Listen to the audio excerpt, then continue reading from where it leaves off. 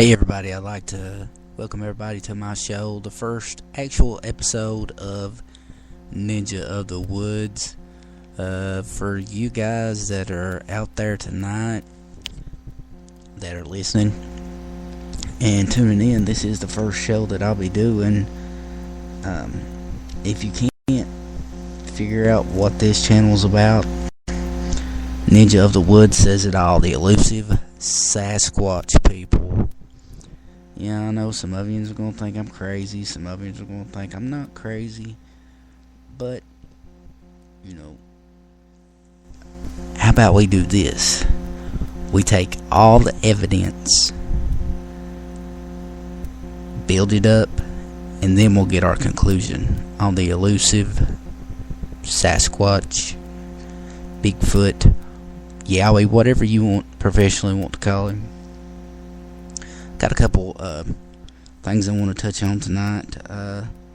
This being the first show, I get on YouTube a lot, and I'm pretty sure I'm not the only person that does that.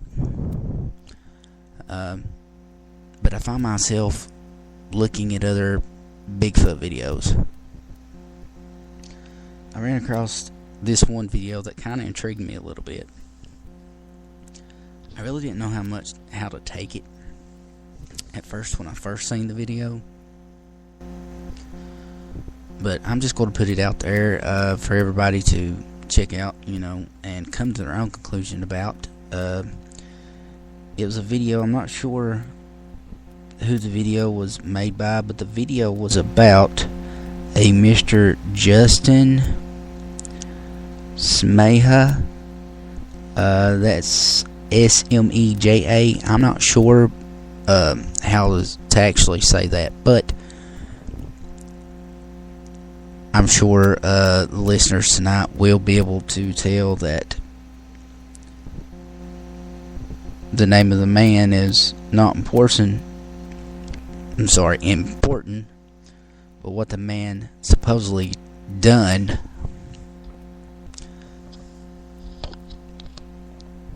The man supposedly, and I say supposedly, and I mean supposedly, the man supposedly shot an adult and a juvenile Sasquatch. I know what you're thinking. I was kind of skeptical about that myself. When he shot this creature, it was supposedly waving its hands in the air, and I'm thinking while he's saying this, was it a Bigfoot rave or something? But then I got to thinking, maybe it was doing that to distract him from the juvenile, which is a possibility. But after Mr. Smeja shot the adult and then killed the juvenile, he looked at the creature and decided he didn't want to get in trouble, so he was going to hide the body. So supposedly he buries the body. Some time goes by, goes back to the site, tries to dig up the body. Nobody there, body's gone. Now keep this in mind, this man passed a polygraph test with a 98.69% possibility. No deceit was detected. Now, before anybody starts pointing fingers or saying, "Oh, anybody can pass a polygraph test if you know what to do," okay, my question for you is, do you know how to pass a polygraph test? I mean, these things are used by police agencies around the world to detect deceit and lies in people. As far as I know, there's no one ever pass a polygraph test and be lying about it. But, and I know most of yous are going to know what I'm talking about right now and what I'm going to say. Without a body, the Bigfoot community is not, they're just going to give you a pat on the back. And, you know, that good old boy, is that right? That pat on the back. Is that right? Oh yeah, man, you did that. You know, it's always going to be there. I'm sure the guy's probably got death threats from other people. Not like tree huggers, but what I like to call animal huggers, saying you shouldn't have killed those poor animals. You should suffer. Somebody should shoot you. Yada yada yada. But if you were put in that instance, in that same position, would you have been able to pull the trigger? What would you have done? Would you have pulled the trigger? Would you have screamed at him and told him to get out of here? I mean, people, no, you can say what you want to say, but until you're into a position like the position that man was in, Justin, you know, who knows? I would have probably peed my pants and left out there with a pee trail behind me. But we never know. Give me some input on what you think about Mr. Justin Smeja or Smeja. I'm not sure if I'm saying it right. I'm a country boy, so what do you expect? But hopefully, to all my listeners out there, you'll get an idea of how I talk versus how I should talk. Another thing, I was also on there looking through more videos, and I come across this guy. His name is Mark Anders. He had all kinds of videos on there. He's another Bigfooter, I guess you would call him. He had one video on there that I seen, the recommendation video. When you click, you know how you go onto YouTube, you click onto the search bar and it automatically pulls up videos from your last search that you done. It was entitled Massachusetts Bigfoot. And let me tell you, I watched this video of this supposed creature. This thing was humongous. I have never seen something that big. Now, at first I thought when I seen the video was, this has got to be a bodybuilder in a Bigfoot costume. I mean, there's no other way around it. And then I got to thinking, this suit would have to be custom built for this person, because this thing was, or this person was so big you could see the muscle definition. Now, I'm not talking like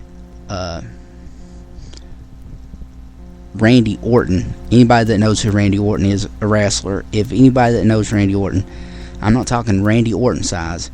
I'm talking like Braun Strowman size. A good 7 to 8 foot tall, 450, 500, 600 plus pounds, maybe even more. When I looked at the post, I noticed the bottom window said 2 years ago. So the video that I did see was of the Massachusetts Bigfoot. It had been posted there 2 years ago. Now I don't know. I'm not going to say that this is true video. You know, the things that I see on there are true, because you have to take YouTube with a grain of salt, as they say. Because there's so many fakes out there, and there's so many people that are just out to make fun of the Bigfoot community and Sasquatch altogether. I'm here to tell you right now, I'm not. I want to find this creature. I want to put him on an endangered species list, if they exist, and have them taken care of. Could you imagine the implication that this would have on everyday life? History books would have to be rewritten. But you know, the way I see it is, when it's time for this creature to be found, he's going to be found. But in my research that I've been doing myself, in my area, I'm not finding any structures,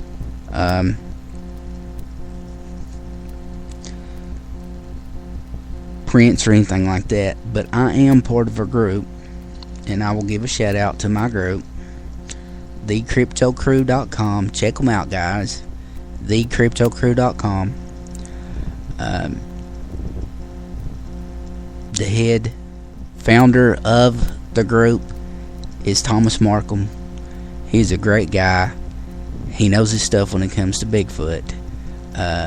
He's kind of going to be like, I guess he's going to try to take me under his wing to teach me some of the ropes of how to conduct investigations, when it pertains to Sasquatch. And I'm going to show him some of the, things that I've learned when it comes to the paranormal side of ghosts and things like that. But check it out, cryptocrew.com. And yes, I am throwing it out there because I am, like I said, I am a member of the group, and I want, to get it out there. But the website's awesome, guys. I mean, what can I say? It's just cool. Go check it out. Tell me what you think about it. Tonight's show, if you have any questions or comments, or if you would like for me just to do a show about a certain subject, you could leave me an email at bigdaddyjb2015@outlook.com.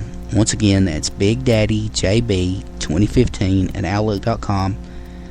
If you just want to say I have a squeaky voice and sound like Mickey Mouse, I'm a homo, whatever you feel like, use your imagination.